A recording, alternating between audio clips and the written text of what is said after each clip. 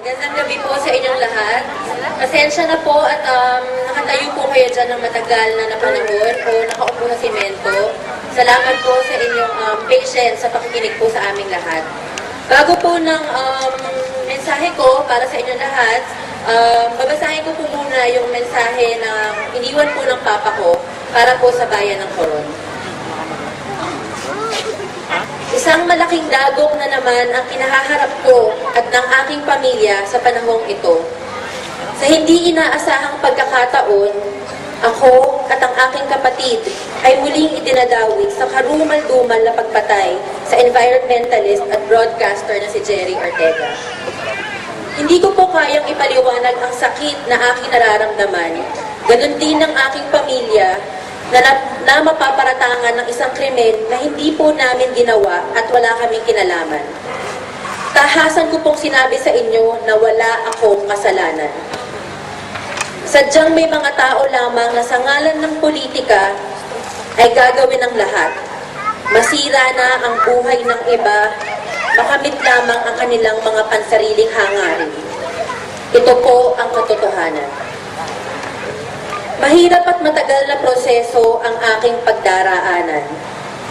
Sa kadahilanang ito, nais ko pong magpaalam pansamantala sa inyo at sa bayan ng Coron bilang mayor ng bayang ito.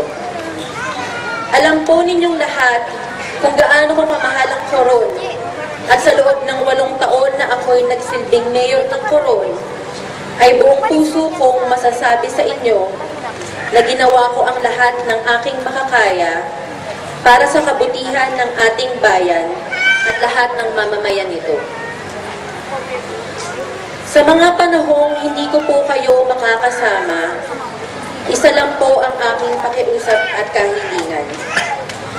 Naway sa tuwing ako ay sasagi sa inyong isipan at sa inyong alaala, ako ay inyong ipanalangin na makayanan at malagpasan ko at ng aking pamilya ang matinding pagsubok na ito. At panalangin na manaig ang hustisya para sa ating namayapang kaibigan. Sama-sama nating idalangin na ang Panginoon ang mag-intervene sa sitwasyong ito sapagkat sa Kanya ay walang mahirap at walang imposible. Siya lang ang tanging lakas at pag-asa ko ngayon. Sa kabila ng lahat, lubos pa rin akong nagpapasalamat sa Kanya dahil kailanman siya ay mapagmahal, makapangyarihan, matapat at matuwid na Diyos at kailanman hindi niya tayo pababayaan. Sa mga kasamahan ko sa munisipyo, kahit pansamantalang hindi niyo ako makakasama, hinihikayat ko ang bawat empleyado, job order man, contractual, at lalo't higit ang mga permanent employees, maging matapat kayo sa inyong tungkulin at pag-ibayuhin ninyo ang inyong serbisyo sa taong bayan. Sa mga kapwa ko opisyales, Vice Mayor Jerry Baracoso, at mga sangguniang bayan members, ipagpatuloy ninyo ang ating magandang nasimulan para sa Coron. Iiwan ko sa inyo ang aking life verse mula sa Ecclesiastes chapter 3. A time for everything. There is an appointed time for everything, and there is a time for everything under heaven. A time to give birth and a time to die. A time to plant and a time to uproot what is planted. A time to kill and a time to heal.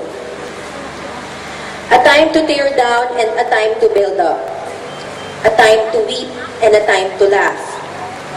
A time to mourn and a time to dance. A time to throw stones and a time to gather stones. A time to embrace and a time to shun embracing. A time to search and a time to give up what is lost. A time to keep and a time to throw away. A time to tear apart and a time to sew together. A time to be silent and a time to speak. A time to love and a time to hate. A time for war and a time for peace.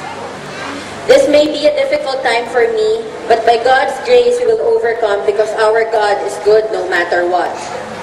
Hanggang sa muli po nating pagkikita at sa muli pong pagkakataon na maipagpatuloy ko ang tungkulin at adhikain para sa bayan na ito. Maraming salamat po sa inyong pagmamahal at tiwala. Mahal na mahal ko po kayong lahat. Mabuhay ang Coron.